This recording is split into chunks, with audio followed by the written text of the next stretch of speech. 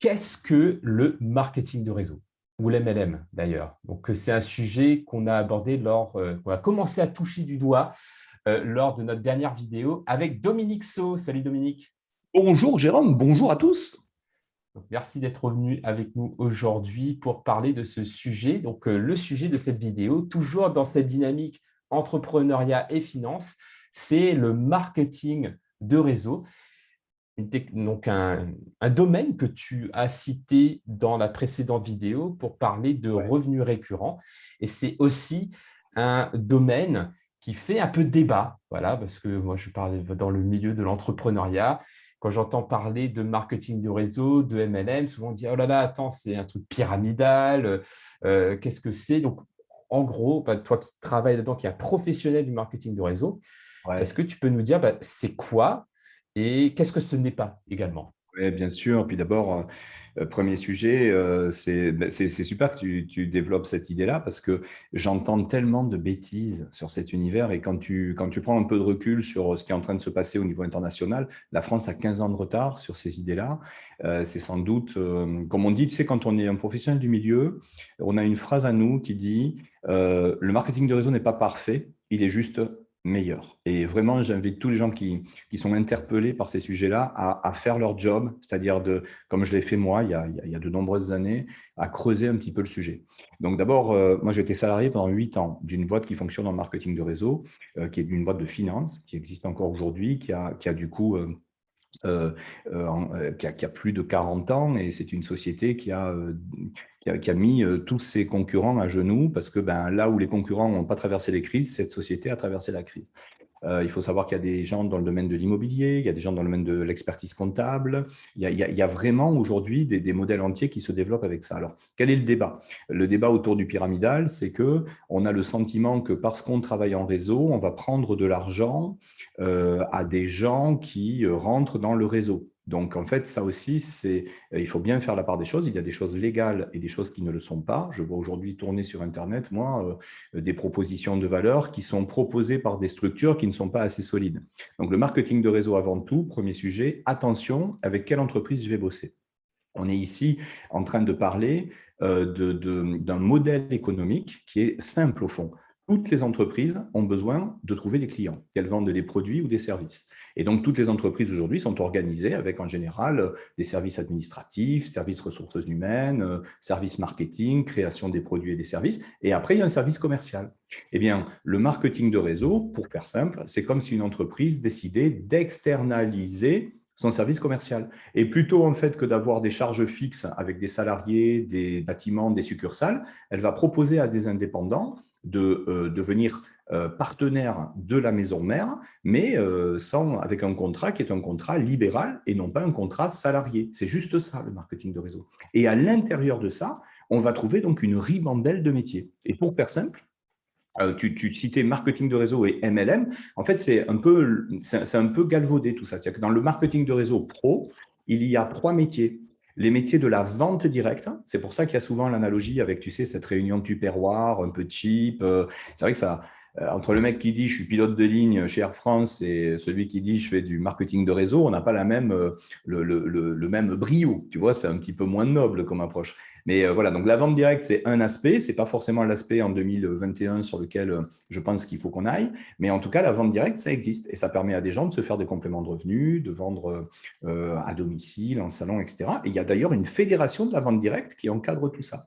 Ensuite, il y a un deuxième métier qui est le marketing relationnel. Le marketing relationnel, c'est ce que tu évoques, toi, quand tu parles de recommandations rémunérées. Ça, c'est génial parce que ça s'adresse à tous. Ça peut permettre à 100% des gens de générer des compléments de revenus. Tu vois, là où la vente directe, c'est quand même très spécifique. C'est un métier, il faut aimer la vente. Par contre, le marketing relationnel, on a tous recommandé, à un moment ou à un autre, le bon ciné, le bon resto. Eh bien là, il y a des entreprises, si tu les aides à trouver des partenaires, par exemple, eh bien, elles vont être prêtes à te rémunérer.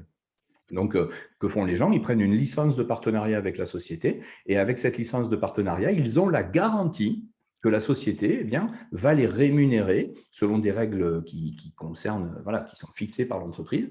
Et donc, ils vont pouvoir apporter soit des clients, soit des partenaires. Donc, grosso modo, moi, je bosse avec une boîte secteur santé bien-être. Je rencontre, par exemple, une esthéticienne qui aimerait distribuer la gamme de produits. Eh bien, je vais pouvoir être rémunéré si je fais en sorte de connecter cette esthéticienne avec l'entreprise. Et là, ce n'est pas de la vente, c'est de la mise en contact.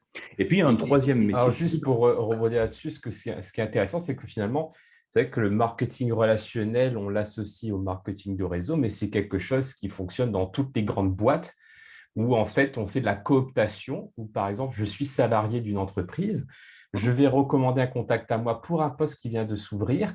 Et comme le fait de faire gagner du temps par cette recommandation à mon entreprise qui aurait dû sinon passer par des process en passant par un cabinet de chasseurs de tête, un cabinet de recrutement, etc., mais du coup, va récompenser de manière rémunérée le salarié qui a recommandé cette personne-là sous forme de prime. Donc, quelque part, c'est aussi du marketing relationnel dans ce cadre-là quand on fait de la cooptation, si je comprends bien.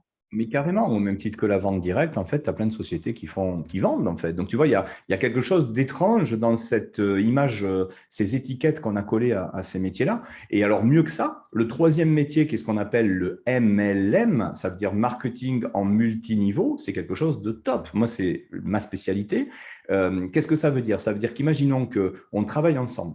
Toi, je travaille, je sais pas, je prends une analogie. Tiens, récemment, en fait, on a travaillé avec qu'est-ce que je te mettrais comme exemple? Un influenceur du web. Mais cet influenceur du web, il n'a aucune envie de s'occuper de la formation et de l'encadrement d'équipe. Par contre, il draine un monde fou. Donc, en fait, cet influenceur du web, lui, ce qu'il aime faire, c'est parler à son audience, amener du contenu à son audience. Eh bien, je lui ai dit, écoute, pourquoi on ne travaillerait pas ensemble? Toi, tu as une audience, parle-lui de ce qu'on fait, dans le fait d'aider les gens à entreprendre avec le digital, à s'approprier comment travailler avec une plateforme. Lui, donc, il est en capacité d'intéresser des gens. Ces gens, du coup, vont venir s'intéresser au projet qu'on a. Et s'ils veulent rentrer dans le projet, moi, je vais les inscrire, mais sur le compte de l'influenceur en question, de manière à ce que l'influenceur puisse trouver le fruit de son travail durablement. Donc, pourquoi je vais faire ça? Eh bien, parce que le modèle de l'entreprise va me payer sur plusieurs niveaux. Tu vois, c'est ça le côté multiniveau. L'entreprise va me permettre, moi, de travailler avec quelqu'un qui est arrivé peut-être par l'intermédiaire de quelqu'un d'autre, mais qui va pouvoir faire partie de l'équipe. Et donc, mon job à moi, ça va être de développer de la formation, de l'accompagnement, parce qu'en fait, tu t'aperçois dans la vie que tu ne connais pas forcément en premier niveau les gens à plus haut potentiel. Des fois, les gens à haut potentiel, tu vas les trouver à 2, 3, 4 poignées de main de toi. Et sans avoir eu les 3 poignées de main précédentes, tu n'aurais pas rencontré la perle rare. Et donc, ce modèle est hyper harmonieux quand on le prend par le bon côté, parce que ça va permettre d'aller s'intéresser à des gens qui ont été peut-être cooptés 3, 4 niveaux en dessous, mais on a intérêt à le faire parce que la société va nous rémunérer. Sinon, ce seraient des concurrents. Imaginons quelqu'un qui recruterait quelqu'un à 3 niveaux en dessous. Si moi, je n'ai pas de rémunération sur 3 niveaux en dessous, j'ai aucun intérêt à m'occuper de lui, le former, parce que je ne vais pas former ma concurrence. Tu comprends bien que dans n'importe quel métier, les gens ne vont pas former leurs concurrents.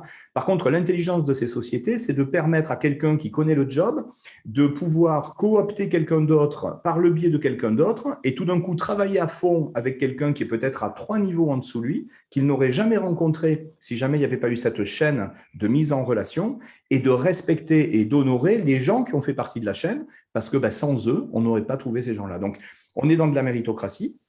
On est dans du travail en équipe et on est aussi dans de l'investissement sur le groupe. Moi, j'investis beaucoup sur mon groupe dans le multiniveau parce que je sais que si je sais accompagner mes équipiers, eh bien, ils vont continuer à prendre plaisir à parler du projet à d'autres personnes. Et donc, il y a quelque chose d'harmonieux qui se met sur pied.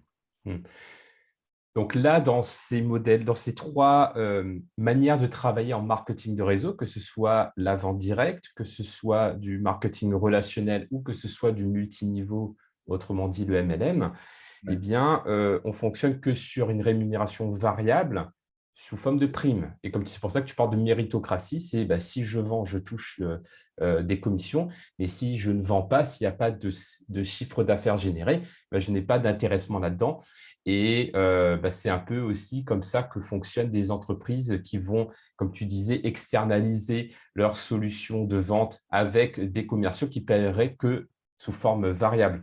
Mais j'ai quand même une question qui me vient par rapport à ça, parce que j'ai l'impression que du coup, cela, surtout sur la partie multiniveau, parce que en tant qu'entrepreneur, je vois comment travailler mon business model et avoir la maîtrise de mes coûts sur la vente directe ou Oui. sur le marketing relationnel, parce que voilà, je sais qu'il y a une transaction, hop, je sais qu'il y a tel pourcentage qui sort et j'arrive à piloter mes dépenses et du coup à piloter mon entreprise. En revanche, j'ai l'impression que sur le multiniveau, ça peut être sans fin en fait, à un moment donné, comment l'entreprise arrive à faire en sorte que son modèle économique tienne la route.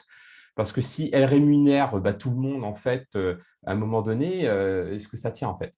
Oui, oui, bien sûr. Non, après, moi, je suis financier, donc vraiment, on a décortiqué tous ces modèles-là. En fait, pour te donner des clés, grosso modo, il y a 4 grandes clés de rémunération dans tous les réseaux. D'ailleurs, il faut y être attentif. La première, c'est la rémunération sur les ventes. La deuxième, c'est rémunération quand on fait des recrutements. La troisième, c'est rémunération sur les volumes, qui ont le mérite d'être les volumes de l'équipe. Donc ça crée de la récurrence. Et en effet, la quatrième que tu évoques sur le côté multiniveau, c'est plutôt une rémunération comme si on avait monté des succursales. Tu vois, donc ça va être en pourcentage de la rémunération de mes équipiers. Mais la rémunération des équipiers est déjà, tu vois, pour avoir des grandes volumétries en tête, quand tu es payé sur les volumes, tu es en moyenne payé 5% sur les volumes de tout ton réseau.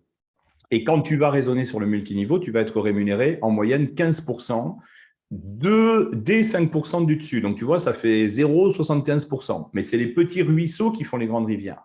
Et qui plus est, tu vas avoir des limites en profondeur. Un modèle vis-à-vis duquel quelqu'un te dirait c'est illimité, il faut faire attention parce que ce n'est pas légal. Donc, moi, je travaille avec des entreprises qui travaillent avec des modèles hybrides où il y a des modèles qui sont limités sur les commissions qu'on peut encaisser. Tu as des commissions, par exemple, on va te dire, tu peux encaisser jusqu'à X milliers d'euros par semaine. Et si ça dépasse, c'est bon, on a rempli la barrique, à partir de là, tu ne peux plus encaisser. Et puis, tu as d'autres rémunérations qui sont, elles, limitées dans la profondeur de X générations de gens sur lesquels tu peux être rémunéré. Alors, tu peux recruter un nombre de gens à l'infini, mais par contre, ça ne descendra pas à plus de 7 niveaux, par exemple.